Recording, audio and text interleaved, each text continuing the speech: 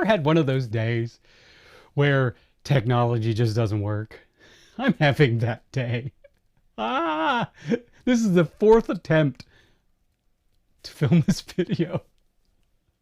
First time, my CFast card on my camera got full and the camera stopped. Second time, uh, lights started going out. Third time, my camera mounted light went out. And now is my fourth time. Let's see what happens now. Oh my gosh. Let's just hope that like something in me doesn't stop working, like my brain.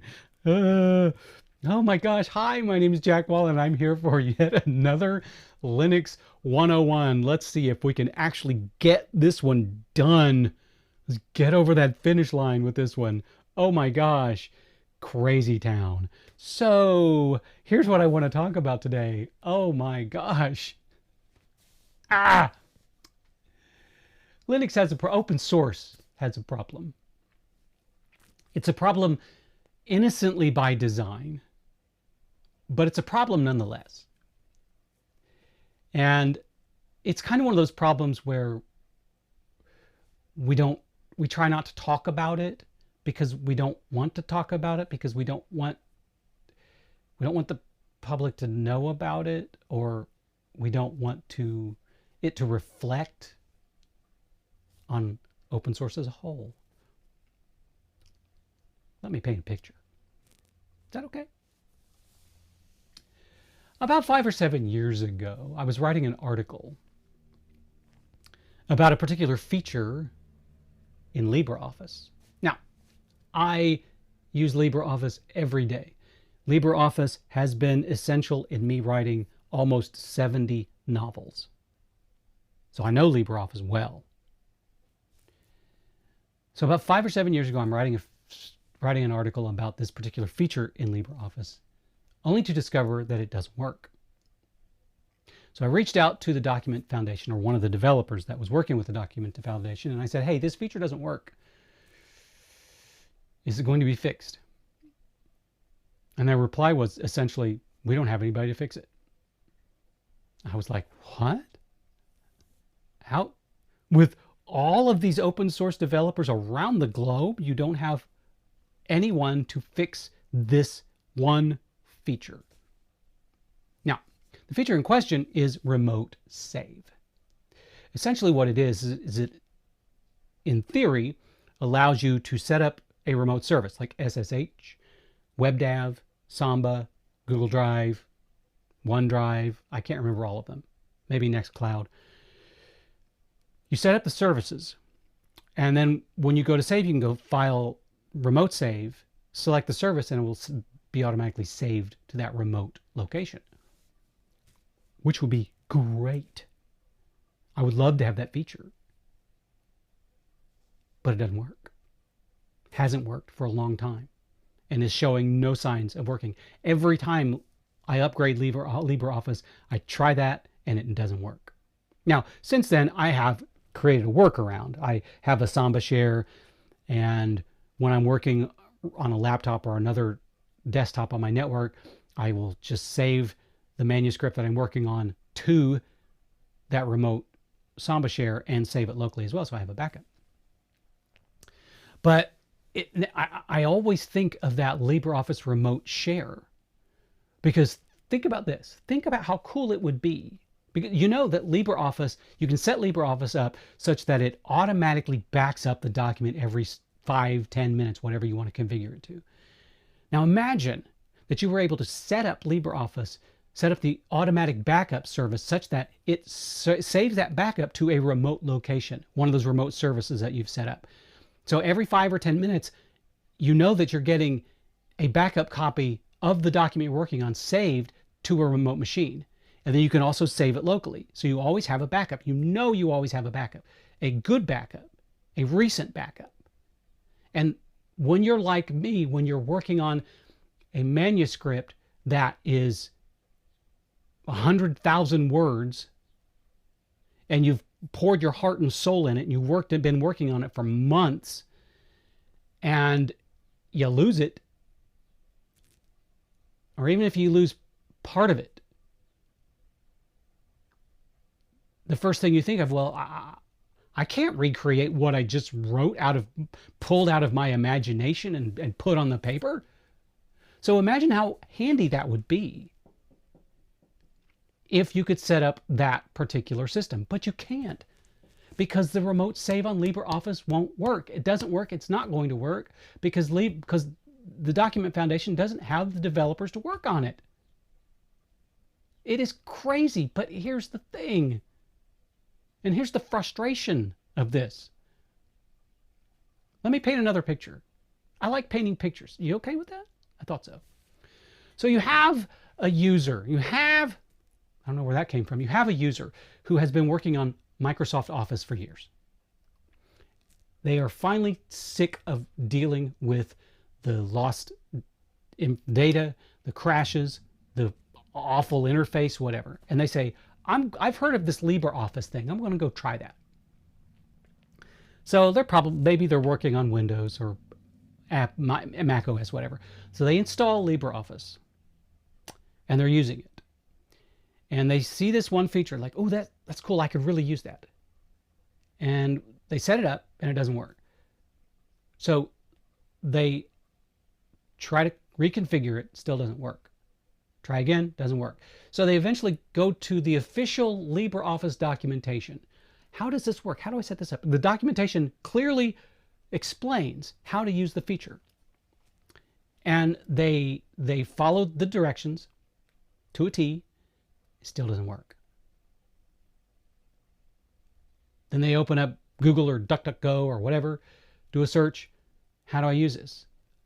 And then all of the articles that they read pretty much say the same thing that the official documentation says. And they're like, but why is it not working for me? What am I doing wrong? Well, they're not doing anything wrong. The feature just doesn't work. But there's still documentation for it. Why is that so? That is incredibly frustrating. And here's what happens.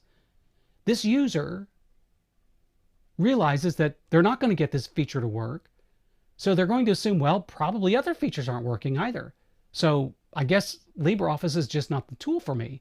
So they go over to maybe WPS Office or SoftMaker Office or Google Drive, Google Docs or Calligra or GNOME Office or whatever. And they try something else. And then they might find, well, that one doesn't work either, so I'll go to another one.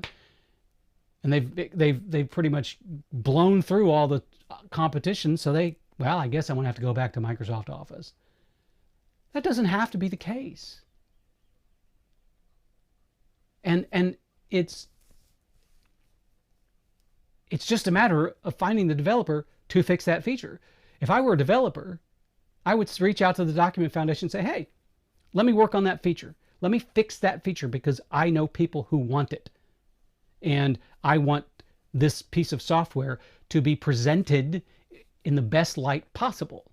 And if it has a broken feature, and that broken feature is still in the software and has been in the software for years, that is not presenting the software to the public in the best possible light.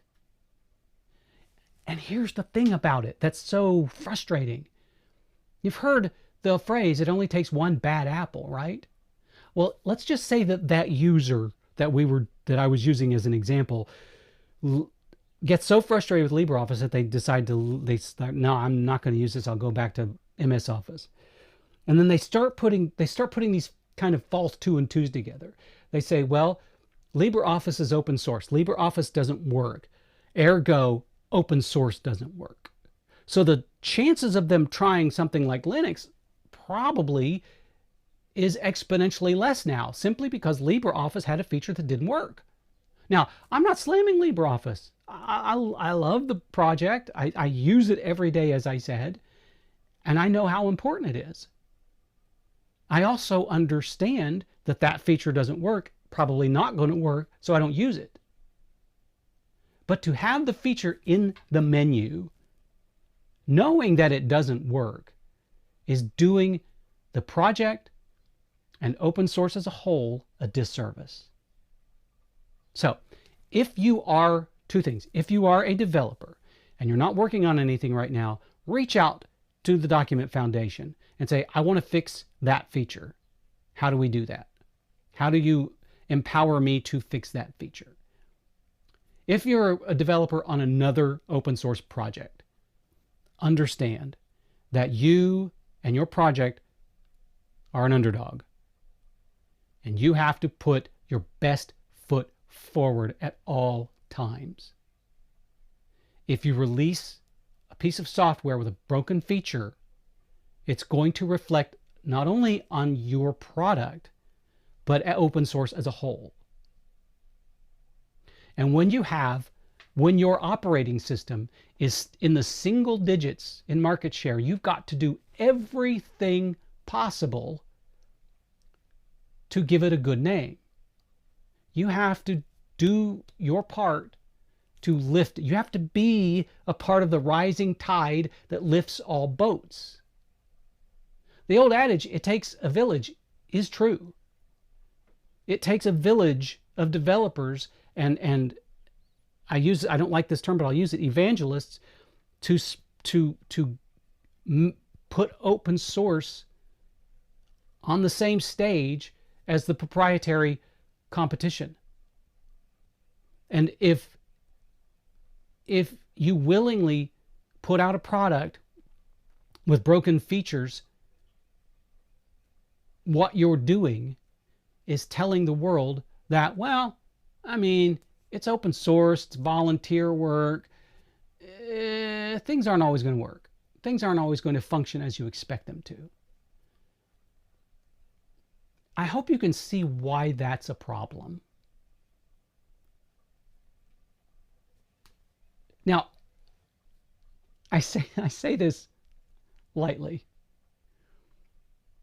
because I know the reality of the situation.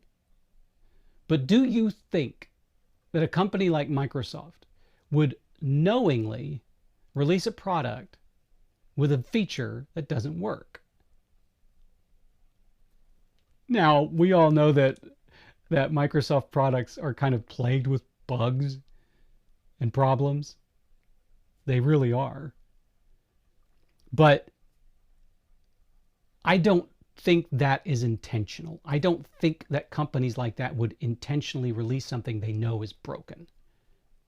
It might sneak under the radar, because bugs happen, because nobody's perfect. But they're going to test that software before it gets sent out. And if they find that there's a feature that is broken in a major project like Microsoft Office, you can bet they're going to fix it, or they're going to at least try to fix it. I don't know if the Document Foundation has even tried to fix the remote save feature because they don't have enough developers, or they don't have a developer to fix that feature. And I understand it. It might be that remote save feature is it's just not important. Maybe there's just not enough people that use it. But it could be that not enough people use the feature because it doesn't work, and hasn't worked for so long that eventually people are like, well, I'm not even going to bother trying it anymore. If it's going to go this long without getting fixed, what's the use in giving it a try? Now, I'm dumb enough that every time LibreOffice gets upgraded, I try it, thinking, please let this be the time that it gets fixed. Please. It never does. It remains broken and will probably remain broken for a long time. Unless, hopefully, maybe, fingers crossed, some developer out there watches this video and says, I'm going to fix it. And if that happens, bravo to you.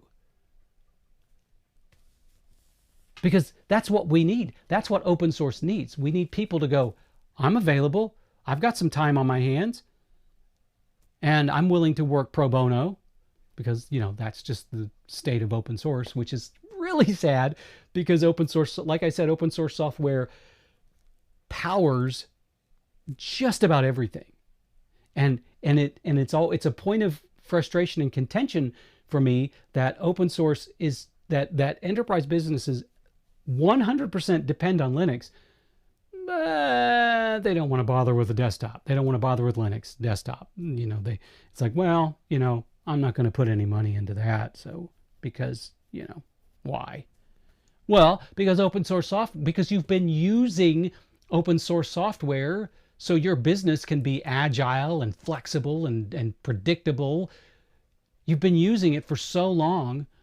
And if you're not giving back to the open source community, then yeah. And we know that there are businesses out there like that.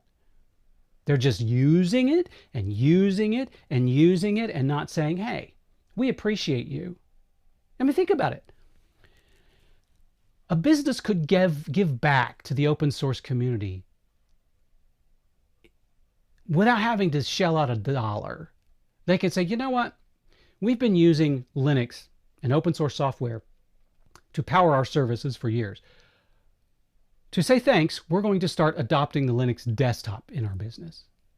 Let me tell you why that would be important.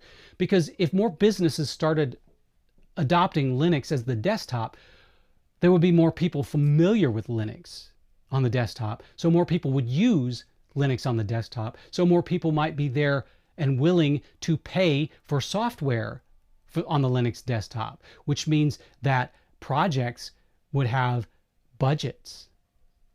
And they could pay their developers. Wouldn't that be awesome? It's not that hard. But as we all know, big business, it's all about profit. So the likelihood of them giving, but they could give by using Linux on the desktop. Now, I want to reiterate, I'm not slamming the Document Foundation or LibreOffice. This is a common problem. A lot of open source projects fall under this category. And a lot of open source projects fail because they don't have a budget.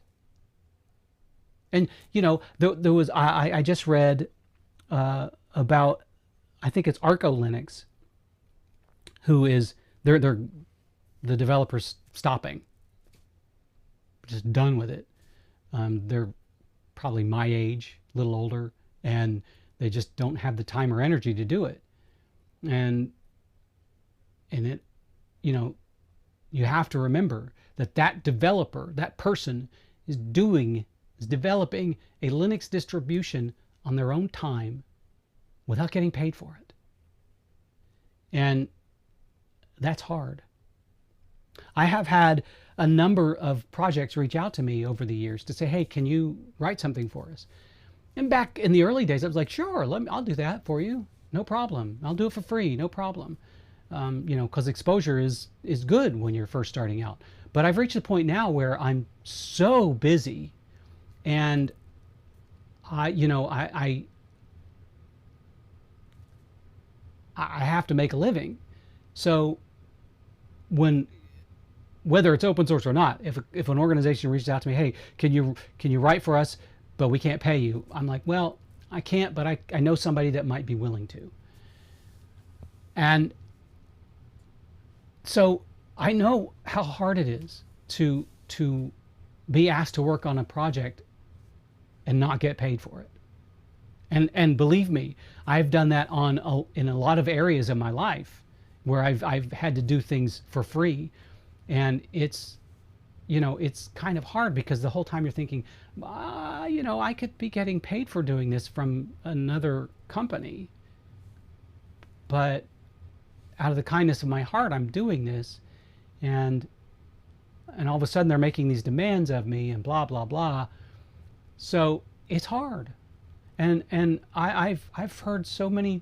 I've received word from so many developers that they're like, I want to do this, but I have to put food on the table. So if I'm working for company X as a developer, and developers work hard and long hours, so they may be working 12 hours a day on this proprietary software, and then they go home and like, well, I need to put some hours working on my open source project, And then all of a sudden 4 more hours have gone by and they've worked 16 hours that day. So there's 8 hours left. Oh, I guess I better sleep.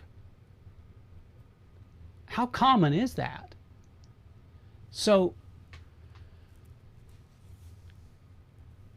I guess the moral of this story is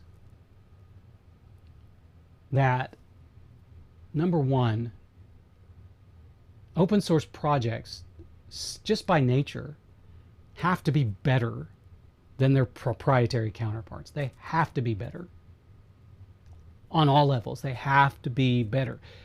All features have to work. It needs to be reliable. It needs to just work and work easily, and there needs to be plenty of documentation for end users so they don't get frustrated, because the proprietary software, they don't have those worries.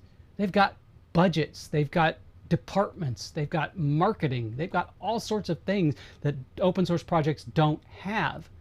So when a user is faced with the idea of using a proprietary software versus an open source software, and the proprietary software might have an awful UI and it might be frustrating at times, but all the features work, versus the open source software, which might have a great UI, it might have all the features they need, but there are features that are broken, they're going to go back to the proprietary software.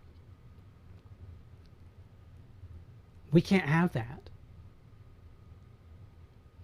We have the open source community, the open source projects. They don't have to be perfect, because nothing and no one is perfect. But they have to strive for perfection. And with LibreOffice continually releasing versions, knowing that the remote save feature is broken is doing the open source community as a whole a disservice. So to the Document Foundation, I would say this: remove the feature. Just remove it. Remove it from LibreOffice and either work to fix it so it can be added back, or completely discard it so it never sees the light of day again.